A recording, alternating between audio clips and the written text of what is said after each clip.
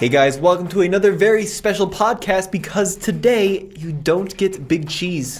That's right, you get larger, slightly smellier cheese. Me, Nathan. That's right, so my dad Roman is out on a press trip driving the new Lexus LX. So instead you get myself, Tommy, and Nathan, and what are we talking about today?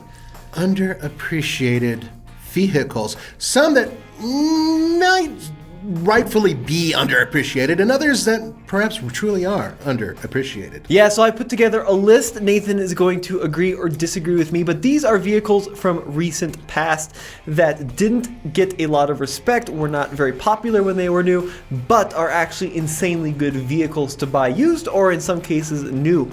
That's correct. But before we go there, we wanted to say thank you very much to Patreon support because you guys are awesome. Yeah, in case you haven't noticed, we don't have crazy ad breaks in this podcast. So that is in a huge part to our Patreon supporters. So if you want to help us out, check us out on Patreon in the link below. And Nathan, should we get to the list? Yes, absolutely. All right, so going in alphabetical order, we've got a whole bunch of brands. I know I've missed a few brands because I couldn't think of some cars, but maybe Nathan can help me out. So first up, starting with the A's, this is a car that was much, probably disliked when it was new and is still arguably disliked by a lot today, but the Acura ZDX. What am I talking about? He's talking about a vehicle that essentially is a smaller version of an MDX that was built specifically to hold kind of sort of 5 people, but because it is such a genius job with slicing the back off and making it a fastback design, people in the backseat have to lean forward if they're over, say, 5'7". Now, there's something very interesting about this car, Tommy, and it has to do with you and, more importantly, your father. Oh, geez, what did I do? You're related to the man who actually loved it. I know. Your dad loved this thing, and I honestly do not get it. He wanted one. All right, I agree. So hear me out on this one, because I, for some reason, love it too. So nowadays, it's like become such a cliche where every car company has to have an SUV, and then they chop the butt off and they make a coupe SUV. Every car company has done that. Right, and now you're like, oh, I'm just sick of it, and they're less practical, and for the most part, I agree. Yeah. But the ZDX was, in my opinion, one of the very first cars ever to do this trend, and I think to do it well. So like you mentioned, like an MDX, very similar to an MDX, but it's got some incredible, almost concept car proportions, and I just think it's beautiful, especially from the back. This was a really, really cool design. And Nathan, you noticed something really interesting about it. Yes, I did. Before we went on, now for those of you who are able to see this, you can see that the image is right over Tommy's shoulder. If you're listening to the podcast, the ZDX has a very unique design, but one that's actually kind of familiar. For those of you who do not know, or for those of you who perhaps do know, Acura recently reintroduced the Integra. Ooh. And the Integra is a fastback design. And if you look at that Integra and you look at the ZDX, you may notice something. They're almost identical, with the exception of the fact that the ZDX is higher off the ground and has a slightly taller body. The design, the roofline is like really, really close. Even the rear end design, surprisingly close, to the point where you're like, bro, this design is like, what, almost 10 years old, right? With yeah. The ZDX. And they're doing the same thing again. And the funny part is, on a regular car, I don't really mind this type of fastback design. I get it. It's for aerodynamics and it looks sleek and blah, blah, blah. Audi does it well. But when you do it to an SUV, especially one that when you're sitting in the back seat, and this happened at the auto show, Tommy, when we were there, I was sitting behind Roman in this vehicle with the person from Audi there.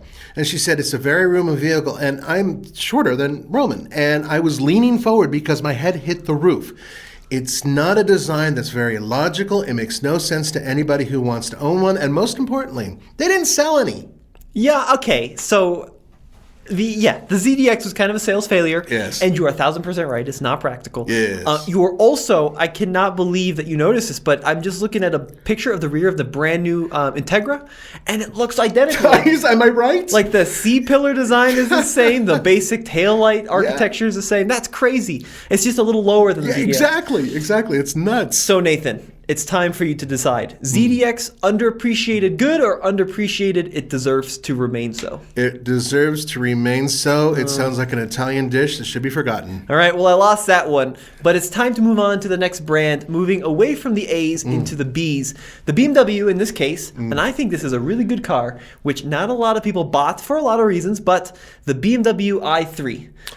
I have a very different opinion about the i3. Okay, so let me make my argument for it first. Now, please. Globally, they actually did sell quite a few of these, and in the U.S. it did okay. But the i3 was a ground-up electric vehicle that launched for the 2014 model year. So it was very space-age stuff in 2014. It had like a carbon monocoque design. It didn't have a traditional steel or aluminum body structure. It was very ingenious in its powertrain. So there was an electric model which only did like 80 miles at the launch. Roughly, yeah. And then kind of grew eventually to 120 and then 150 miles. But the range extender was a super smart idea. It's got a little motorcycle engine in it. The interior design has all these floating elements with this funky steering wheel. And yes, when it was new, like $50,000, way overpriced. Yeah. Nowadays, they're like 15, 16 grand. Andre has one. Yes. And I think that it was an extremely undervalued and underappreciated car in today's market. Now, what's your thought about it? I completely agree with you, 100%. Wow. As weird as it looks, and it does look really weird, it is a futuristic vehicle in every sense of the word because it was, as he said, ground up, built for being an electric vehicle, being efficient and still a BMW. It's actually fun to drive. And that's one of the reasons why I liked them. Yeah. It was one of the first vehicles that really gave me the feeling of one pedal driving, which I love doing. But very few vehicles really do it right. This one did it right. Even though it has narrow wheels, the wheels, seriously, there are motorcycles, regular motorcycles with wider wheels. But there's a point to this, and that is for efficiency. And they still, I drove one in the snow and it did okay. It was a sport model. A couple things. I really do wish they had a little bit more. I think it's about a 2-gallon tank for the fuel. Yeah, roughly. It's tiny. It's tiny. And the whole point is that it charges up the battery and it really does work as just a generator, right? I wish that was a little bit larger or the battery was a little bit larger, one way or the other. I think it would be a fantastic electric car if it could do 250, 300 miles. Yeah. But there's just no room for it. When they built that vehicle, they were constrained by the fact that they needed a light platform, one that didn't really have the space for batteries, so it's kind of a trade-off. So I wish they built a slightly larger version of that, just a slightly larger version. One final thing, actually relatively comfortable for 4 people. Unfortunately, it's a clamshell style door in the back, so your kids cannot hop out until you let them out, which is awesome for some parents, but you can't hold a 5th person in the back seat. That's another issue. So, great point. Yeah, but other than that, it's such a smart, unique design, and they're safe, by the way. You should look at their safety scores. They're quite good. Yeah. Really interesting car. I agree with Tommy on this one. And the great thing is nowadays you can pick them up for like I said, 15, 16 grand, and they were 50 grand a few years ago. Yes, easily. And they're still selling them, I believe. Or they just stopped. Okay, yeah. They just stopped for 22. So 2 years ago, I was cross-shopping, believe it or not, one of those with my daughter's car, and she has a Nissan Leaf. Oh. And she had the one with the larger battery, so a 30 kilowatt hour battery. And honestly, there was like about a $2,000 difference. And really, the only thing that stopped me was the fact that the Leaf had a little bit more usable cargo space. Yeah. And it was just a little bit cheaper. 4 doors. Yeah, and proper 4 doors. The i3, it's funny you bring up the gas tank. So they kind of had a snafu with the EPA and the i3. So they had a 2-gallon, I think it was, gas tank installed. But they realized when they were certifying it with the EPA, in order for it to be considered a battery electric vehicle with the range extender, it had to go further on electricity than gasoline. Otherwise, it would just be a standard plug-in hybrid. Yeah, of course. Yeah, that makes sense. So the solution was to software limit how much gas you could use. So when the car ran out of gas, it still really had like half a gallon left. But because they wanted that EPA certification for a battery electric, they didn't give you access to the full battery or the full tank. So what you can do now in the aftermarket is you buy a thing, you plug in the OBD. Andre did this, we did the little video on it, and you can unlock that other half gallon.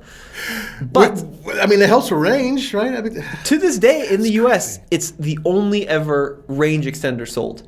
I mean, not a plug-in hybrid, but just a little tiny 30 horsepower motorcycle engine to get you to the charger. Now, Mazda was about to introduce it, and they fell on their face. And they have a vehicle now that has no range. And the X30, yeah. Yeah, but I hear that the range extender is coming soon, and it's going to be a rotary one, and I'm really looking forward to that because I actually really dig rotary design. So let's move on. Yeah, so next up, continuing with the Bs, and I think you're going to agree with me on this one. You spent a lot of time in this car when it was new.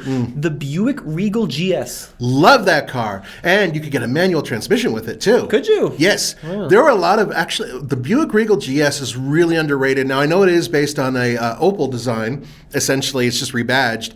But it did so many things well. First of all, power was extraordinary for a car in its class.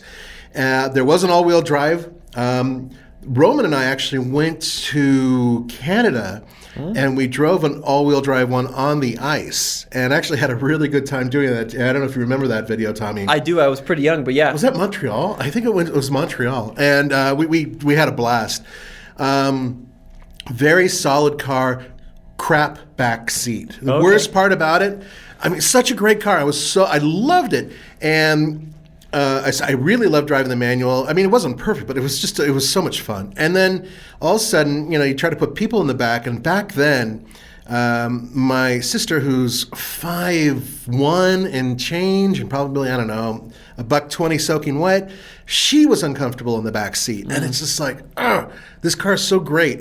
But they just didn't design the back seat right, not for a Buick. Now, if we look at the GS, the first generation, which launched at the 2010 auto show, it had like 270 horsepower, which was, I mean, it's a lot of power. It is. 295 pound-feet of torque as well. All-wheel drive, I think, too, isn't it? All-wheel drive was so you could get the manual front-wheel drive, I believe, and then all-wheel drive was with the automatic transmission. Interesting. And they were both brilliant. And then they had the front-end design was actually very unique. They actually had, and I don't remember the name of it. It was like Active Strut or something like that, where it really did an excellent job keeping the front end super, super planted.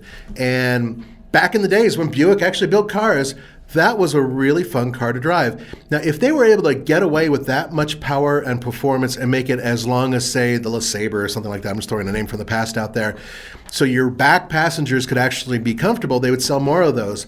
The Buick Regal had a variety of different types of spin-offs, and they were all brilliant, but they all suffered from one of the big issues of not enough backseat room. Now, there was, of course, it was technically the 6th generation of Regal, which came out, I think, in 2018. I want to give an honorary mention to one other Buick, and I don't know if you'll agree with me on this one, but you remember there was one with Angry Bird taillights called the Verano? It had like these angry taillights, but it was a little baby Buick sedan. Oh, that was based on the Chevy Cruze, wasn't it? I could have been. I'm not quite sure. That's the little four-cylinder? Yeah, turbo, but a manual transmission. Yes. That, I believe, was based on the Chevy Cruze platform. So that was their little one, and it only lasted a few years.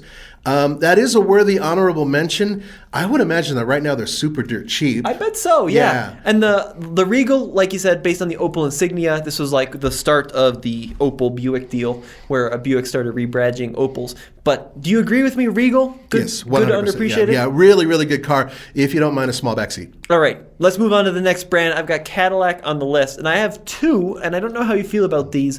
So the first choice, the CTS-V wagon. Oh, yes. There's a funny joke about the CTS-V wagon. A lot of people out there don't realize that journalists have really bad taste in cars sometimes.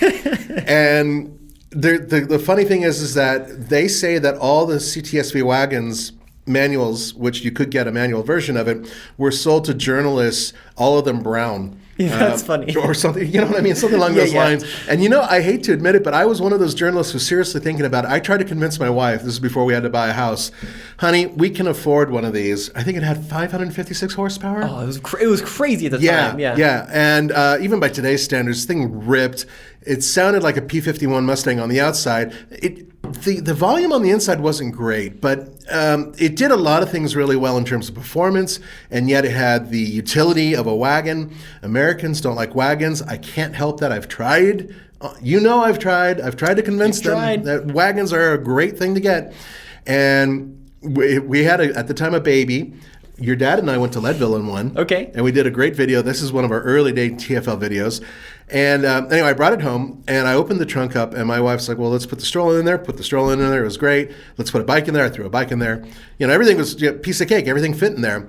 And then we get into the car, and I start driving. I go onto the highway, and then I let it rip. And my wife's like, no, you're not getting this. And it was like, yeah, okay, I get it, honey. And not only that, I think I was like averaging 11 miles per gallon. Wow. Really? 11. Yes. Yeah, Tommy, I would agree with you. The CTS-V wagon is just a home run. It's such a shame that it didn't stick around. They did it with an automatic and a manual, and I was Yeah. reading somewhere that the production numbers on the manual were like they built 500 of them. Yeah, that's about right. Tiny number. Yeah, it's minuscule. For GM, that's absolutely tiny. But bear in mind that, almost every automotive journalist who drove one of these absolutely lauded it, and for good reason. Yeah, 6.2 liter supercharged V8 as we discussed. Yeah. They actually, I don't know if underappreciated is the right word. I'm just looking at like Bring a Trailer, the prices. Huh? One sold a few days ago, $58,000 with 104,000 miles. Did you say 58,000? Yeah, and they were probably what, 65, Yeah, 70 give or new? take. Yeah. Oh Yeah, wow, apparently they didn't appreciate much. No, good for Cadillac, and they held together. And you know what? I mean, you really have a solid running gear with that vehicle too. Good brakes, even though it was pretty heavy. I think they weighed like 5,000 pounds or something like that. So remember in this era they had the wagon, they had the sedan, and Yes. then they had that like funky coupe. Yes, I do. Which one would you get? No, the wagon. The wagon? The wagon. Even, I don't really have kids to they can do it on their own, and I really don't need a wagon, but I like a wagon. Yeah. And it just, what a great car that is. And it's so under unless you really know what you're looking at, you wouldn't know what you're looking at. And that's why I think it's underappreciated, Yeah, right? Like yeah. you really have to be in the car community to kind of understand what the significance of the CTS-V wagon I'm was. curious if you'll bring up its distant competitor later on. All right. Yeah, So yeah. I've got one more Cadillac, and so I think we agree on the CTS-V. I'm not sure you're going to agree with me on this one. This was Don't say the ELR. It's the ELR. Damn it, no. God, you and your dad with your crazy desires, and I don't understand it. It's the ELR. So this was a weird thing. So remember the Chevy Volt, which was a plug-in hybrid? I do indeed. They took the Volt, they chopped off the back doors, they give it some insane styling, doors that were seriously longer than like the state of Nebraska. Yeah, there's some of the largest doors in its, not only the segment, but out there, period, for a two-door. It's ridiculous. Insanely long doors, and then they slapped a price tag of like 90 grand on this. So ridiculous. Yeah. But they didn't change the powertrain. I mean, essentially it was the same powertrain. So essentially what you were getting is a two-door Chevy Bolt with a nicer interior. I gotta admit, actually pretty decent looking on the outside. They styled it nicely. It was very cool looking. Yeah, it was unique. This is around the same time that Cadillac brought in temporarily a new, I don't know if it was a president or a president of PR, who said Cadillac's no longer building cars, we're building products. Okay. And that was like the worst possible thing you could say to car people, because it's exactly the opposite. Cadillac is supposed to be one of the premier American, coach builders and whatnot. So this car came out, and I went to not the actual event, but like a premiere. So, I'm pull the thing off. And at first I'm like, oh, hey, this is a really good looking car. Look at those big doors. It's like an old T-Bird. And I started asking him about, okay, so would you guys supercharge it or something like that? Because I know it's got, Chevy Volt. Yeah. No, we didn't supercharge it. So has it got an extra electric motor in the back? No, it doesn't have it. It's bigger battery? No, it doesn't. It's like, what the hell? So I was really losing my cool. And I'm, all right, fine. Did your dad actually drive one? Yeah, we've actually reviewed it a few times. We had one in Florida. Perfect place for it. Yeah, but I love the design. I mean, you're right. From a tech and kind of performance standpoint, I think it had 230 horsepower for like 70 grand. Yeah. Only 39 miles of range, but it looked like the future. It had a beautiful interior. And do you remember it got to the point where I think it was discontinued sometime around 2016. And I mean, dealers could not sell them. They one of our buddies in the industry, Tom Volk with Driven Car Review? Yeah. I think of he course. bought one new and he got like $20,000, $35,000 off sticker because they just the dealer was like, I don't know what to do with this. Oh, the goal of the days. Nowadays, if you still had one on your lot, you could sell it for 200 grand and someone would buy it. So I get it, what you're saying in terms of the physical design of the vehicle, but the point is that in terms of name badge swapping and the fact that underneath it is essentially a $35,000 car. Yeah. I absolutely disagree. Right. No way, no. Nowadays, it's like a $25,000 car. So Exactly. all right. So I got a yes on the CTS-V, a no on the ELR. Yeah, no on the ELR. All right. So you're probably going to have a similar reaction to our next brand, Chevrolet. First up is the SS. Wow. So SS, I actually went to that event when they had the SS Turbo. Well, I'm thinking SS as in, I think you drove this one too, but the 6.2 liter V8 sedan. Oh, you're talking about that SS. Yeah. I thought you were talking about the panel wagon. Oh, no, not the HHR. HHR. I don't know why I was thinking SS with that. Oh, because the SS is the No, this faster version this of was it, yeah. a Holden Commodore in Australia. You know, for one thing, real shame that Chevrolet completely fell out of love with that vehicle right when it was introduced in the United States, because it essentially was how do I put it? It was the spiritual successor for the actual Impala with rear drive. Yeah, I think that's with a good way to look at it. Yeah. Powertrain. We drove a few of them. They were really good, really solid. 415 horsepower? Yeah, I mean, plenty of power, really good handling, kind of like a big BMW, kind of 5 Series-ish. But at the same time, you know, not the most sophisticated interior, but there was nothing wrong with it. It would have been fine for most Americans. But how many commercials did you see with that? Or how many banners or anything else? Chevrolet absolutely did not want to spend a dime on getting the word out on this vehicle. No advertising whatsoever. And that was an issue. And then the other issue was Pontiac G8. And I don't know if that's on your list or not. No, it isn't, but that's a good one. So that was its cousin. And they had the GXP version. And that GXP was a dream car. It was fabulous. It was also the only vehicle you could get in that class that had the manual transmission in terms of Pontiac. And it was just a beast. And it was also based on a Holden platform. And unfortunately, it just didn't sell. And the timing was all wrong. And not to mention the fact that Pontiac shortly thereafter fell off the face of the earth. So that was a real shame. So this vehicle, it's kind of a sad song. Yeah. I've seen people selling them for stupid money. Okay. Because they're so rare. And then I've also seen police departments take the lesser versions of those and actually make them into police vehicles. Yeah, because there was that police only, it was like the Caprice PPV, or they had some funny name for it. But it essentially was the same vehicle, but just it wasn't with the big engine.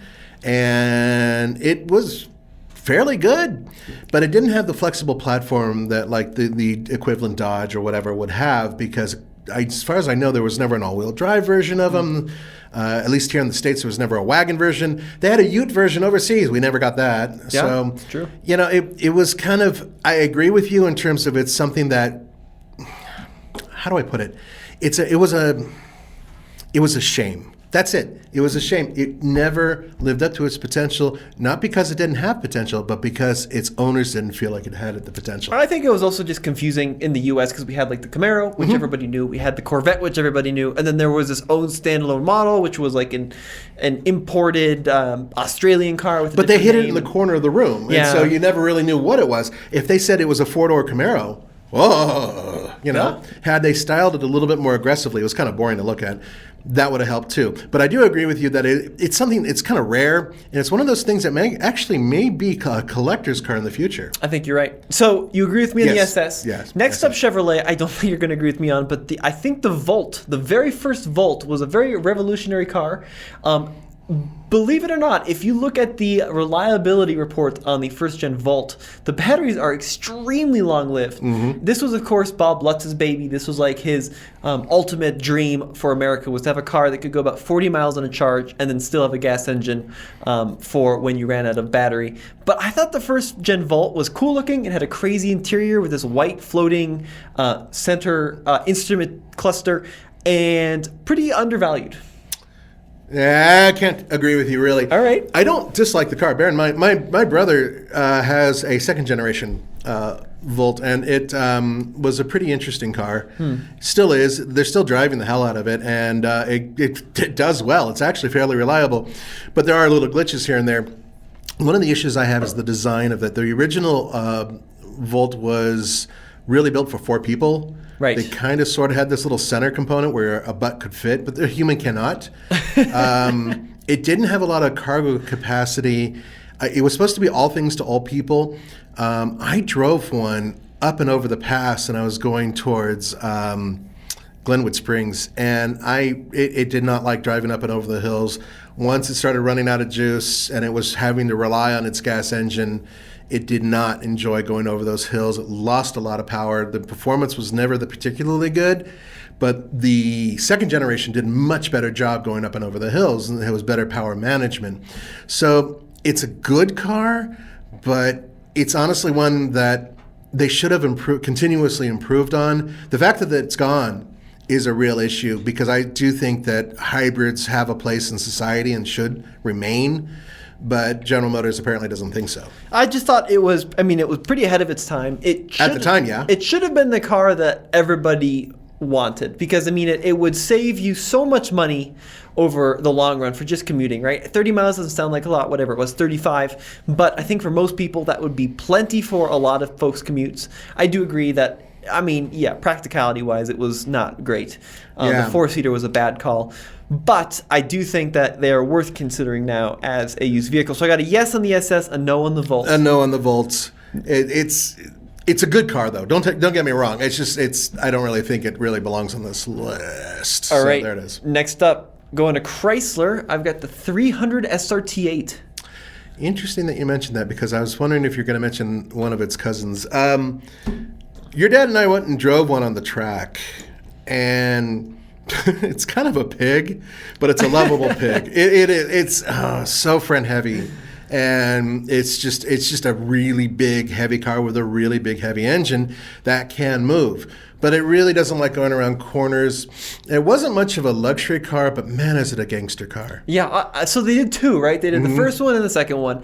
And I think the first one was a really cool one. I agree. The first one had a little bit more street cred. It had a little bit more presence. Yeah, it was just very square. Yeah. Big wheels for the era. 6.1 liter V8. It was kind of like right when they launched rebirthed the Challenger too. Remember the SRT8 Challenger? Same kind of era. So love the 300 SRT8. I think they're highly undervalued in today's market. The second gen was okay too. Yeah, the second gen was refined by comparison. It was in fact, that's the one that your dad and I went and drove.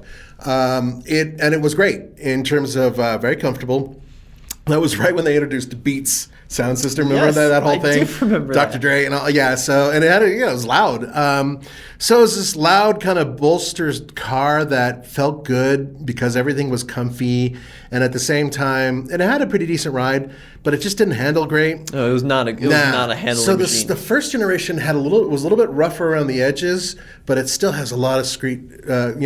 It sounds cool, and it just kind of looks cool. So I will agree with you on the first generation, but I will not agree on the second generation. All right, I'll take that. I think that the second gen was also, but the issue with the second gen is they tried to put a focus on handling. I'm like, this is a sedan that weighs more than a small moon. Like, why are you exactly? And just the tires weren't wide enough. Line. The suspension, it's just like you can only do so much. With that, and we've seen that before with SUVs, and this essentially is the weight of an SUV that they put all the power into the rear wheels. It was massive, huge. But now they're pretty cheap. You can get one for like 10 to 15 grand, and lots of fun for a small amount of money. And those big V8s are actually relatively reliable. 6.1s were good, but they get. I'm just looking right now on Facebook Marketplace. They have fallen into the hands of folks that probably modded them in less than tasteful ways. Oh, you think so? Were they slammed? Were they dropped to the ground? All of it. Lots of red accents everywhere. Yeah. I've seen a lot of that, and it's typical. And any vehicle that'll happen to. So same kind of vein. What do you think of this one? The Dodge Magnum. I was hoping you were going to say that one. When you mentioned the CTS-V wagon, the first thing that comes to my mind is the Magnum, because it really is the only competitor in the American market, right?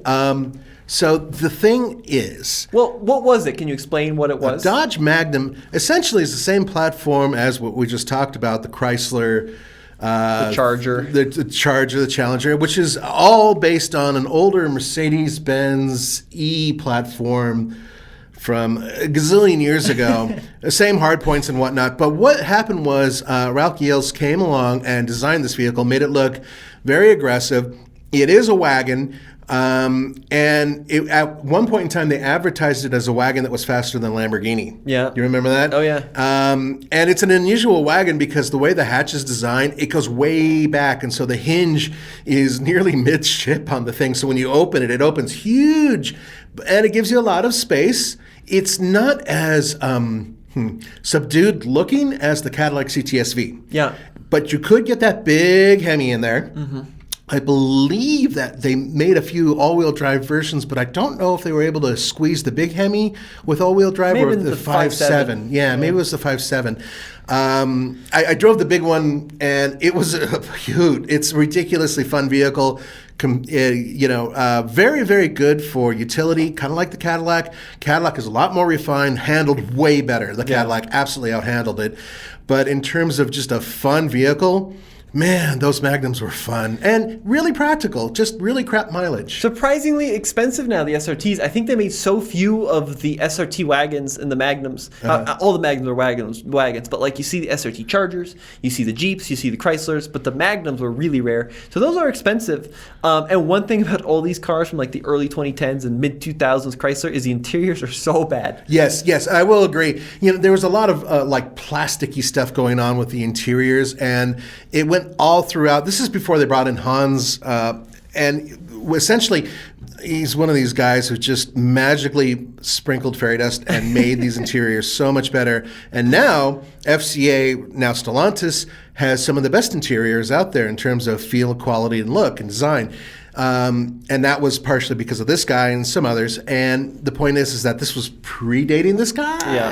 And so they were very cheap and chintzy looking, and you could find components right off of the minivans and all that inside these cars. Yeah, they were pretty badly made on the insides. Now, Tommy, before we move on, I do recommend that you refire your retina scan so it will fire up on the screen behind you. Thank you. I appreciate that. Yeah, there it goes. The screen has fallen asleep. Yeah. And before we continue, I wanted to bring up something kind of interesting. Yes. So I like to do this date in history, and today is January 10th. If you're listening to the podcast, you caught it early. Did you know in January 10th, in 1942, so what is that, 80 years ago today? It was your dad's high school days, I think. Yeah, okay, so, okay. Ford signed an agreement to produce 280,000 Jeeps, exactly, for World War II. They called them the GPWs, which stood for General Purpose Willys, because ultimately Willys was awarded the first contract to build the military Jeeps. But not a lot of people know that almost 300,000 of the World War II Jeeps were not made by Willys, but made by Ford. They had a different designation, too. There was like an F somewhere, and some like maybe in their tag or something. I think it was, so GP was like General Purpose, and then the W stood for Willys on the Fords. And the Fords are actually interesting. They're worth typically more than the Willys, or because I'm going to get the comments, some people say Willis. But if you look at like the bolt heads on the Fords, they all have the Ford script in them, which is kind of interesting. Yeah, it is kind of interesting. So I didn't know that. That one part I didn't know. That's how you distinguish them, yeah. Yes. Now, just to throw more fuel on that fire, Ford and Jeep have sort of reignited the whole love of proper off-road 4x4 vehicles just this year. Yeah. I mean, just this past year, I should say, with the new Bronco coming out and going directly against the Jeep Wrangler. I absolutely love the fact that this is happening. I think you guys do too. Yeah, it's pretty interesting. So after the war, of course, they continued making essentially the same design. Willys or Willis produced it under the name CJ, which stood for Civilian Jeep, and then that became the CJ2, the CJ2A, and then the 3, the 5, the 7, and then the Wrangler. And now we're got Wrangler versus Bronco, and we're back in the action. Are we in like the 7th generation of Wrangler technically, or 6th generation? It was YJ first, TJ, JK, JL, fourth of Wrangler. Fourth, yeah, of the name Wrangler. Yeah, and so it's just going to get better. I'm really excited about this. I love off-roading, and so the idea of more people coming to play is better for the consumer. So let's continue. Speaking of consumers, and let's find out what other turkeys he's fried up here. So this one was one, I don't know if I agree with this, but my dad wanted this on this list, and I think you drove this car, and it only sold in 2 markets. It's made by Ford, and it is the Flex. Do you remember the Flex? It was like of course I remember the Flex. Like a beach-going SUV thing. The very first video your dad and I did together as a collaboration. This is back when I was working for V-Hicks and some other, V-Hicks. Yeah, they're gone. Anyway, your dad and I got together right when they introduced the Ford Flex. That was one of the first EcoBoost examples out there. And it was a rocket. I mean, it was really, really fast. We were really surprised by it. And they actually had an event up here in Colorado. And that's where your dad and I went and drove one around, did a little video on it, I think. And they're good and bad. Ford Flex is essentially the same platform that you have at the time, the Ford Taurus and also the Ford Explorer. They all had this front-wheel drive bias design. It was all same or very similar platform.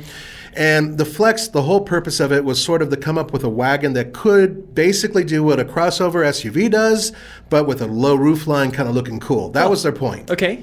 That's interesting. And they failed. They failed. Yeah, I really disliked the design because Oh. it wasn't as utilitarian as, say, it was even more expensive at one point in time than the equivalent Ford, SUV. So it didn't make a lot of sense to me there. And then in terms of handling, it didn't handle that great either. It was okay. It was off the line. It was quick, but it just didn't corner very well.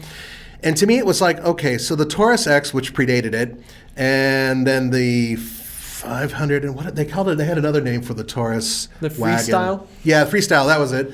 So they had these that kind of predated it, and those, I get it. They were kind of like, well, this is a wagon, but it kind of looks like a crossover. We'll call it a crossover. Nope. They didn't even bother calling the Flex a wagon. They just said it was this multi-utility machine or whatever. It just, if you look at them, it have a very low roofline, and for the price and for what it was, and also the fact that it had really low ground clearance. And I got stuck really bad in the snow driving one of those around. And then I drove its Lincoln brother, and I got even more stuck in one of those too in the snow. They were just too low to the ground. So I'm not a big fan of them personally, and I honestly don't think much of them. What about like the surf going design with that, very long, kind of low look, the panel van almost design? Had they actually put wood panel on the side, I might have actually fallen in love with it. They had the white roof, so they were like halfway there.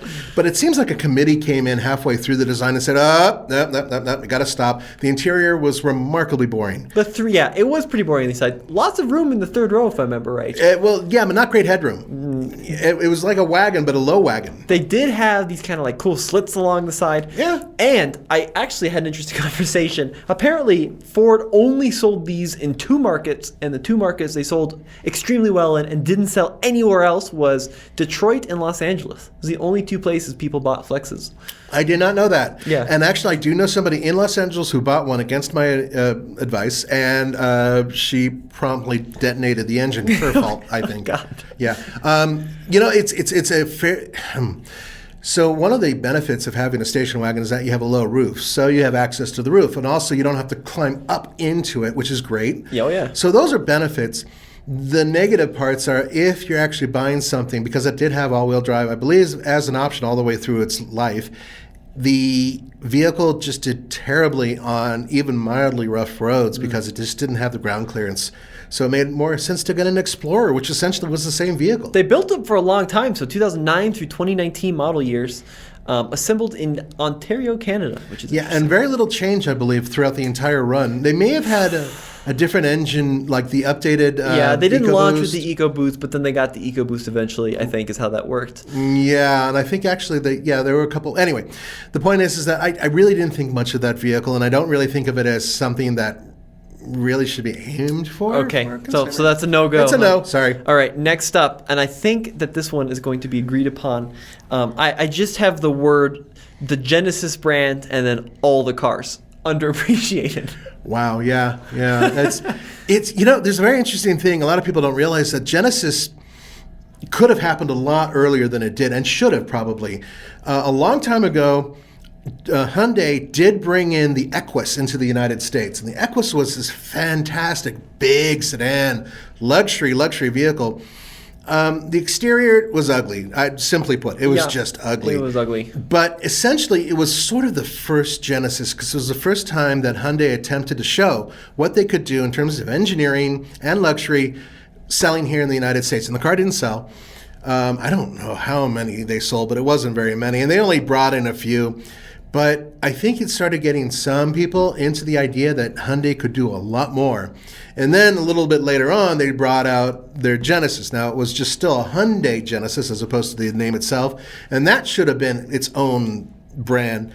I think that in time, one of the things that's happened with Genesis is that they brought in every single half-decent, if not extraordinary, designer, right? Yeah. And engineer out of European firms and some Asian firms as well, and stuck them in with probably a damn fat envelope of cash into the Hyundai family and built Genesis. That's how they should have done it in the first place. They had the cash to do it. They waited, I think, a little too long, but they followed some of the recipe that Lexus did with Toyota.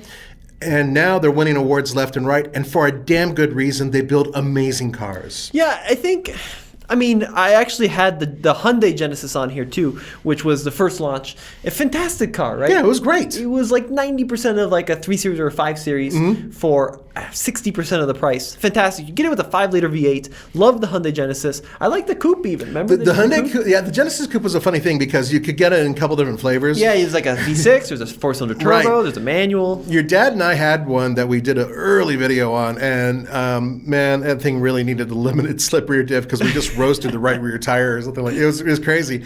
But for a driver, actually, it was a pretty good driver's car, and it was a really good alternative to, at the time, the 370. Well, actually, 350, and then later the 370Z, and it kind of filtered in that whole era because it really did compete with it. I would say that Hyundai should have kept something like that.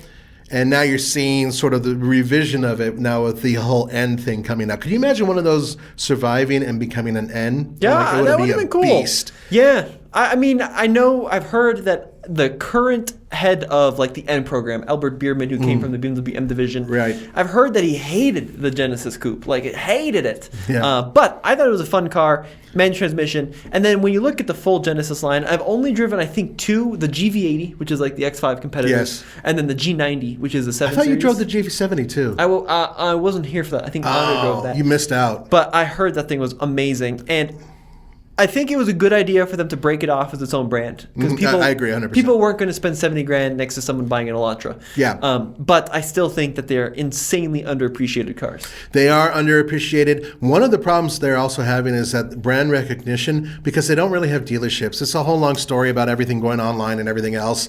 And I agree that you can't have one of those on the same dealership lot as a Hyundai Accent. You can't. Yeah, and it's frustrating. I mean, there's a Genesis dealer somewhere in Denver, but it's so far away that I don't know if I could realistically bite the bullet and buy one compared to like a Lexus, which has 3 dealers super close to us. Right. So that's a tricky thing. Over time, they will expand. I mean, they are getting accolades for their build quality and for their design and performance, and rightfully so. So hopefully, they'll be able to start injecting more money into the dealerships and perhaps have more service dealerships that are available. And they are going to be moving to a lot of electric vehicles in the near future. I think they may beat Lexus to the punch on that. They're being very smart about their design, and I've loved every one I've driven. Yeah, there's been minor details, like some of the back seats aren't very big in my case, or perhaps the trunk's a little small, or maybe the design, like certain steering wheels I don't like, but they're all really minor issues with what is an outstanding car. I agree. Yeah, completely. Okay. So moving on from Genesis to Honda, we'll see if you agree on this one. I thought this was a cool car, all-wheel drive. It was a little weird to look at, but pretty usable for what it was. The Honda Crosstour. Oh, no. I thought you were going to say Element. And I was going to be like, oh, yeah, Element. Yay, you're such a great kid. No, damn it. The Crosstour? No, really? Don't God. like the Crosstour? Well, the Crosstour, for one thing, it was based on very similar bones to the ZDX, which I also abhor. And the thing is that the roofline was terrible. Another thing that was very interesting about that vehicle, it looks really big, and it actually is a fairly sizable vehicle on the outside. But unlike everything else Honda does, where they do such magnificent things with packaging, right, and room, this had the opposite. So when you open the trunk, you have these 2 massive sections where the towers for the suspension protrude directly into the cargo area. And so when you want to put a bike or something like that in there, you have to kind of go around these things. And it takes the utility and drops it down a notch. You actually have more usable space that is, inside a Honda Fit. I kid you not. Wow, that's a bold move. No, I'm quite serious about that. We did a video 3 years ago, where we put a bunch of tires inside a Honda Fit, and hence they fit with 2 a driver and a passenger. I'm pretty sure that it would be almost equal to the Honda that you mentioned that I don't want to talk about. Well, I mean, it's like Voldemort among Hondas. It's related to the Accord, which is a good platform. It's got a pretty strong V6. The 3.5 V6 was pretty good. They had like pre-facelift and post-facelift.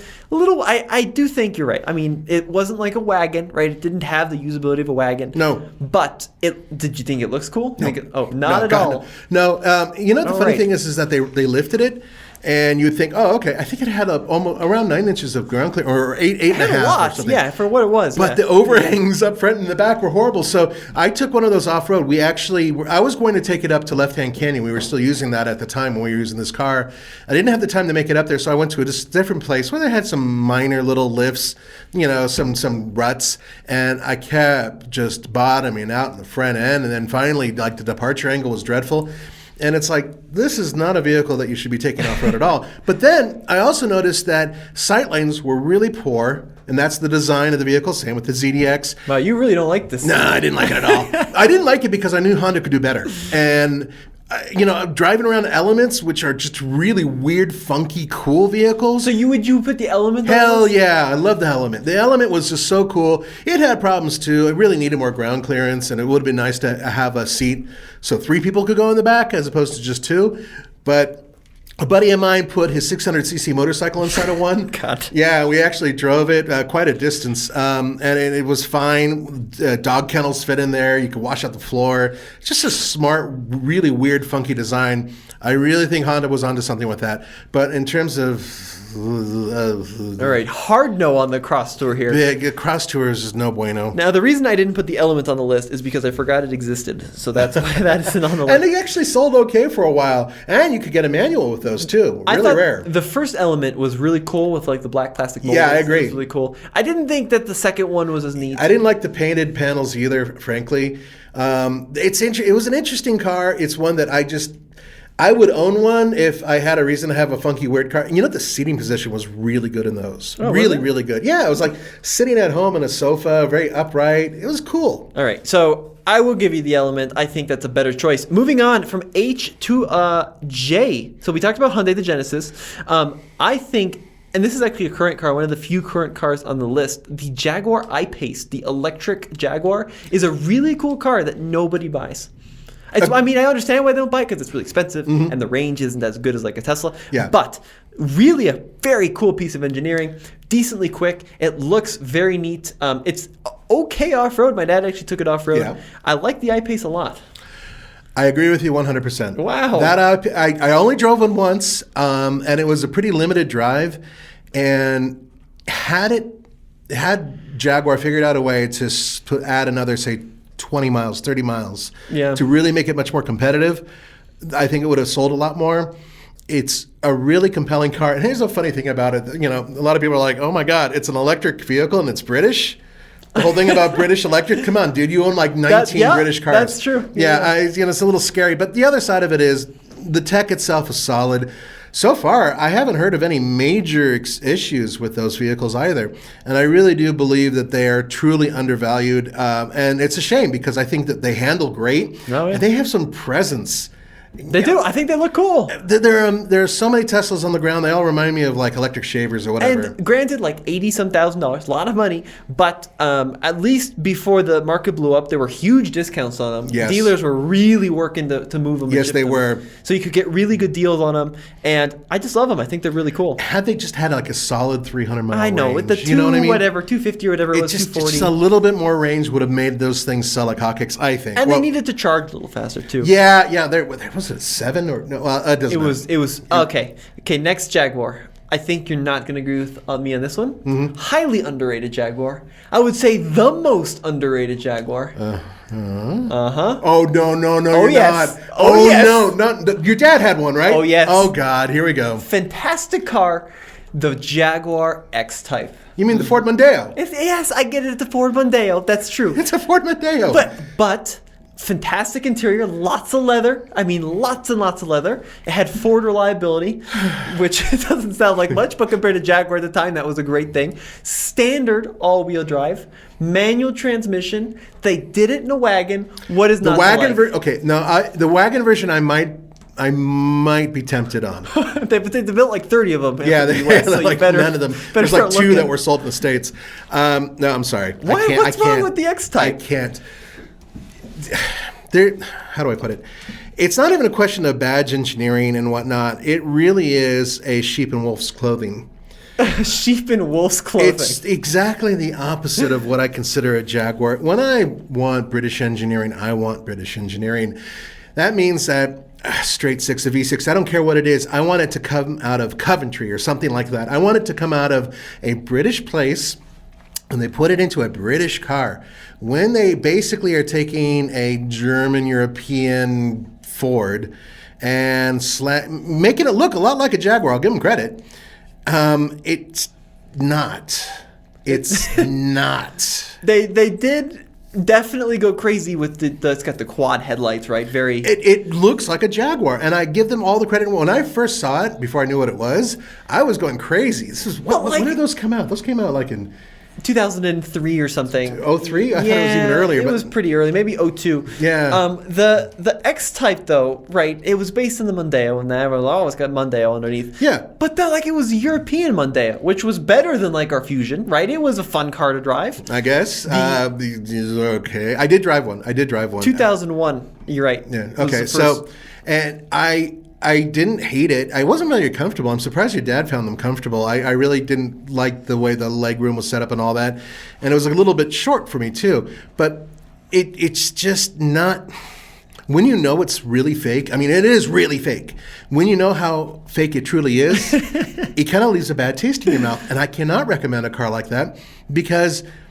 I would rather recommend an actual Jaguar, yes, that runs like crap, but it has a proper Jaguar feel to it. I distinctly remember my dad bought one in 2004, so I was 7 years old. I remember going to the dealer. I was really into cars when I was 7. I'm very excited. It was bright red. And I distinctly remember, and I still think that my memory is right, if you wanted the sport trim, which got you the manual transmission, they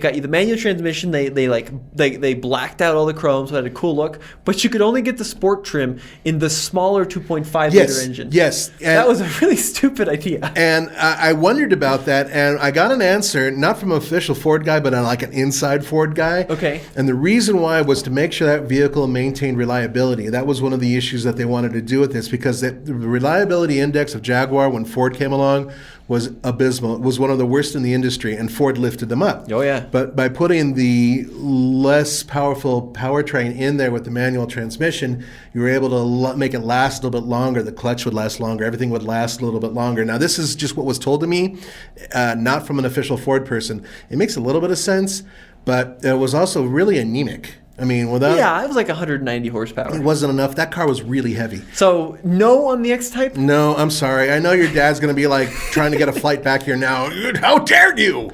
But it felt like such a fake. What about... It was an impersonator. I-Pace? Good on the I-Pace? Yes, I'm great on the I-Pace. The I-Pace, and that's a Jaguar. I know a lot of European and Asian engineering underneath, actually, from a variety of different companies, but it feels like a Jaguar, and it is a Jaguar. So about 15 minutes left. I've got a few more we're going to crank through. Yes. Starting with Kia, the K900 and the Cadenza. Remember the K900 and the Cadenza? So this was Kia's attempt at a luxury car.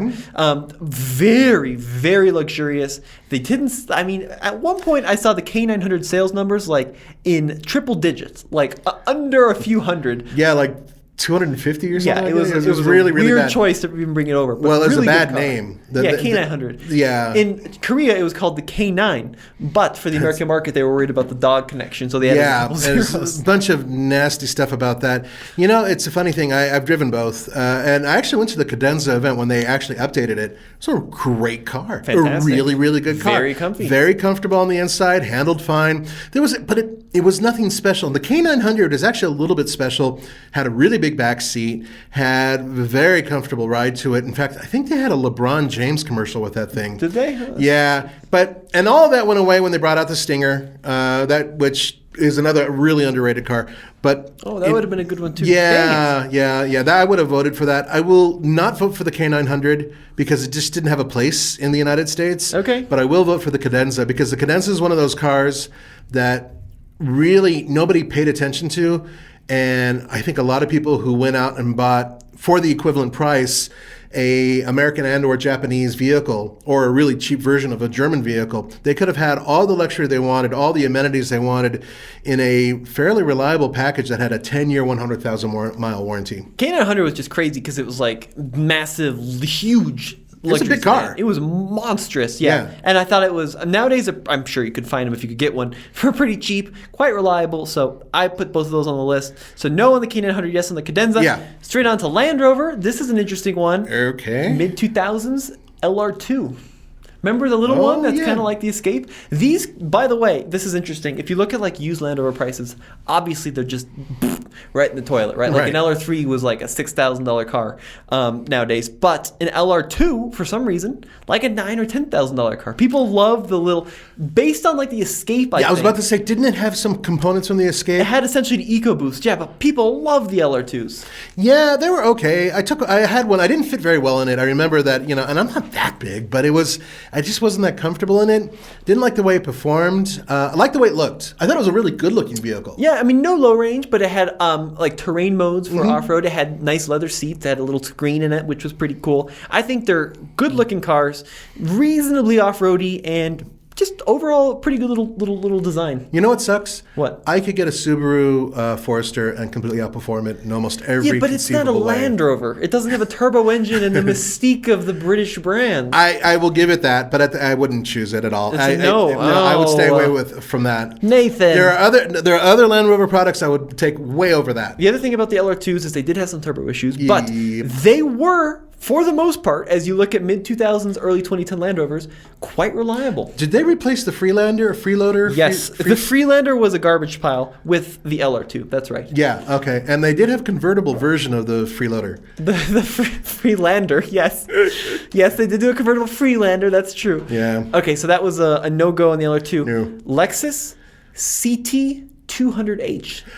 Remember the little hatchback? Okay. Hybrid. I'm glad you mentioned that one and not the other one that will remain unnamed. The HF. Huh? I think it was a pile. I was worried that you were going to say that. Yes. Oh, absolutely. I loved that little CT. The CT was interesting because it was actually based on the Toyota TC/Scion TC platform.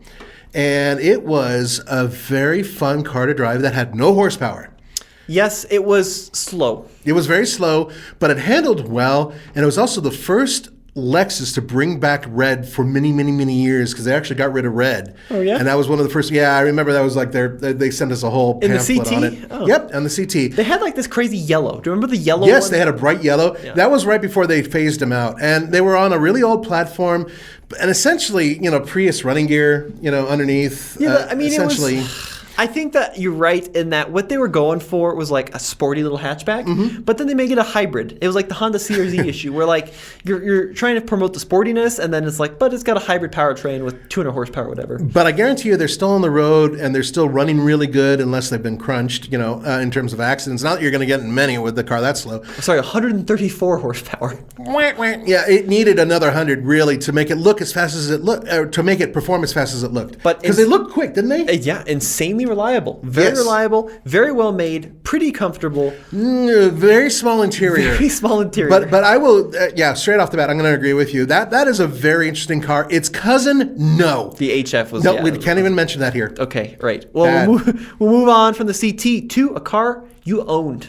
Oh, no. Well, I've owned a lot of cars. Oh, you owned a lot of cars. But I thought this thing was cool. One of the only vehicles in its class with a manual transmission, the Mazda 5. The Mazda 5 is an interesting vehicle, one that I'm not going to necessarily agree with. Really? Yeah. A manual transmission minivan and you're not going to agree with me? It is the only manual transmission minivan that was built and sold here in the United States for years and years. There were some other ones prior to that, but essentially this vehicle wasn't really a minivan. It was essentially a large hatchback with sliding doors that had a third row, a tiny third row, but it was a Mazda 3 underneath. Right. And it was a little underpowered. They kind of tried to play it off as like a multi-purpose vehicle and say that it could actually be something in the snow. Look, I live in snow country. That thing wasn't brilliant in snow. It was okay. It was very low to the ground. They were really good utility vehicles, or utilitarian, I should say. In that respect, very good, great vehicle in that respect. But in terms of it being a vehicle worthy of a 5-speed manual or a 6-speed, I think later on, no. Really? They were so slow. Wasn't it fun to drive though? Wasn't it like handle well? Handle? Not really. It was kind of like driving a heavy Mazda 3 that was overtaxed. So up here, at least in Colorado, that thing was wheezing all the time. We were constantly roasting third gear trying to get up and over the pass. We drove that thing back and forth from Colorado to California about a half a dozen times. Yeah. And my wife beat the hell out of it. So it was a pretty sturdy vehicle to put up with her. So there's a lot of good. Yeah, I'm on the fence. I think I'll agree because it's kind of undervalued for what it is. Yeah. Which is something that has a little tiny bit of fun, even though it really is a mom and dad vehicle taking kids to the soccer match. All right. Yeah. I think it's just funky, so that's why I put it on the list. Yeah. Mercedes, I put station wagons. Mercedes is one of the few companies that are still devoted to station wagons. Thank God. Especially luxury ones. Yes. Like you can get an E-Class wagon. Of course, they're legendary for their AMG wagons, which they have done for a lot of years. So that's on the list. Agreed? Oh, yeah. Highly underappreciated. Yeah, really underappreciated. I really wish more Americans would realize that they're just better. Yeah, I agree. Yeah. So going to Mini, I've got the Roadster, which was a 2-seater convertible. Oh, God. You remember the Roadster? Yes, I do. It did ride like a cabbage cart. Oh, but my God. Pretty remarkable thing now because they're very rare. Of course, you can get a Mini convertible, but those are always 4-seaters. The Roadster and the Coupe were 2-seaters. Underappreciated or not? They made no sense whatsoever because you didn't get any real performance gains out of them. You just lost ride and handling, essentially.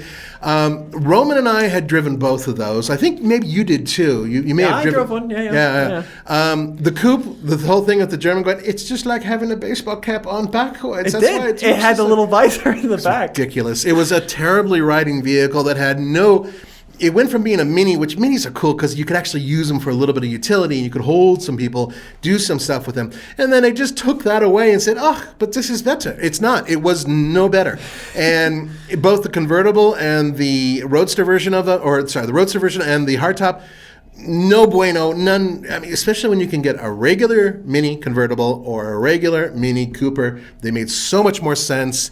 These two made no sense. They don't deserve to even be remembered. In fact, I want you to forget everything you've just heard. I'm waving my two fingers like a Jedi right now. So the cool spoilers, the lift-up spoiler on the Coupe that was automatic. Oh, dude, it's lifted up. Watch as it lifts. It's so British. No bueno. All right. Bad. All right. I think they're cool because they're just rare and two-seater. No. All right. Nissan, third-generation Pathfinder. You've owned one or two of them. What do you think? Underrated? Everyone talks about Forerunners and they talk about Sequoias, and no one talks about the Pathfinder. Yeah, it's almost unfair for me because I am going to back this up 100%. And the reason why is because you're getting a lot of quality and strength out of a vehicle that eventually was replaced with a station wagon. This was a truck, had a truck frame. It had an independent rear suspension, unlike the other ones, but it could still tow between 5,000 and 7,000 pounds. You could get a V8 with them. Yeah, which was awesome. But the 4-liter V6, the one I had, was great. There's even manual versions of these vehicles running around. Yes. And this is pre-CVT, by the way. This is like trucky, yeah. This is back in the good days. Now, there were some issues. Some of the quality was a little weird. Transmissions sometimes had a little bit of an issue. I had to put about $1,000 into the transmission to get it right. But other than the transmission, I really didn't have to do much with that vehicle. And I drove the crap out of it and really beat it up. And it was such a reliable vehicle. Until my daughter got crunched in it. Fortunately, she was fine with her friends, but the rear crumple zone was completely tested. So to speak, this vehicle is something that is, for those of you who tow or want a solid alternative to a Toyota 4Runner or something in that ilk, this is a great choice. It's a good truck. So third-gen Pathfinder? Yes. Worth it? Yep, I agree. Low range, very cool. Yep. Suzuki SX4. Yeah, I love those. The little teeny But weeny. there's a caveat. Okay, there's a caveat. Yeah. Okay, the SX4, for those of you who don't know, is a small hatchback that's kind of a crossover. And it was early days crossovers when not many people had them. This thing is smaller than a RAV4. Oh, yeah. But it had a really good size interior. It was kind of a bubble. And yeah, it was a bubble. It was. And it had a real brilliant all-wheel drive system, especially if you got it with a stick. Later on, they came along with the CVT, a continuously variable transmission, not a very good one that they brought in either, and it turned it into a dog. Yeah. But your dad and I at least agreed that it was a great little car. I almost bought one of those to just to have a little runabout, And it would have been a lot of fun, but also parts are kind of hard to come by. It's just a kind of cool, different car, and I've seen a few of them out there on the net for $3,000 or $4,000 with some reasonable miles on them. And honestly, they're just solid, simple, cool little cars with a great all-wheel drive system. So don't get the sedan because the sedan was kind of Oh, the sedan was kind of crap, but they did have a manual version of the sedan, but it was only front-wheel drive, I think. There may have been. That does sound right. Yeah, and then later on, the Kazashki sedan came along and replaced it. But the SX4, great little off-roader for what it was. Yeah, it did great. I mean, it was, if that car had been around today, it would be selling a bajillion of them. Because it was like the Renegade. It was like all these little tiny crossovers before they existed. That's exactly it. And it had pretty good ground clearance, but not crazy. It was probably like 6.5 inches or so. But it just, all the angles of it were right. And it just ran good. And it was comfortable. And just a really solid little car. You agree with me on yes, the SX4? 100%. All right, moving to Toyota. Mm-hmm. And this one is a brand new car. And usually Toyotas aren't underappreciated. People know what they are. Yeah. But I think the most underappreciated Toyota in the market today is the new Sienna. Everybody has to go out and buy a Highlander or an SUV or a RAV4, but the Sienna, standard hybrid, great fuel economy. You can get it in all-wheel drive. It's a great car, or a great van. I'm going to agree with you as long as it's the all-wheel drive version. Yeah, got to get the all-wheel drive. Yeah, because otherwise it doesn't make that much, I don't know. They're a little rough around the edges. Honda has them beat in terms of fun and performance. And then I would say that Chrysler has them beat in terms of comfort and interior styling. Okay. The Toyota is a solid choice. And the mileage, I drove one of these for a week. And I drove it hard. I don't drive cars lightly. And I kept getting like 30 and 40 miles per gallon. I'm like, I'm hammering it. Come on, I can do worse. Nope. And the all-wheel drive system, it's not brilliant. Tommy's tested this all-wheel drive system in a variety of different vehicles. Yeah, it's fine. Yeah, it does the basics. I got it on a hill. It got a little out of shape. Rear end finally kicked in and moved it forward. Toyota needs to make their all-wheel drive system with the hybrids, which is, by the way, completely unique because it's just an electric motor powering the rear wheels. They need to make it a little bit more aggressive, and hopefully if they can manage to do that, perhaps this will be even a better system. But it's a really solid van, and it's the only other one you can get in the States next to the Chrysler that has all-wheel drive. Okay, before we go to the last brand, do you miss Scion at all? Yeah, a little bit. Yeah, any underappreciated cars in the Scion? Yeah, the TC. The Scion TC is one of the best cars in this class. I remember we brought one over and at the same time compared it to the original 86. The FRS. The FRS. Oh, yeah. And it was faster than the FRS. It was quicker. It didn't handle better. It handled almost as good, though, even though it was a front-wheel drive car. The cool thing about the TC is that it's technically a hatchback, even though it looks like it's a coupe. It holds a lot of stuff. The back seats are half comfortable. It rides nice. The manual transmission version of it, there's a kit to make it throw a little bit less ridiculous. But in terms of its overall packaging, it was such a brilliant little car. And it's one that really deserved to get more accolades because it really was that good. All right, I agree. TC, undervalued. I mean, it wasn't like as dynamic as the FRS, right? It wasn't as good of a performer. You couldn't drift with it or anything like that, obviously. But actually, a lot of the Scions, like the XB, especially the original XB, the Xbox. Yeah, I remember. It was cool. Those I like things, the XB. People love them. Kids love buying them now Still and slamming expensive, them. by the way. I'm not surprised. People and they still love run. them. Yeah, yeah. But they had like, what, 90 horsepower? Oh, it was ridiculous. If that? They were pretty slow. They were based on, But people love the XB. And that brings me to Volkswagen. I have 3 for Volkswagen. Okay, hit it. First up, the last generation Touareg. Fantastic car. Yes. Very expensive, but extremely expensive. Easily a BMW Mercedes competitor. Mm-hmm. It was a great car. Yeah. The e-Golf.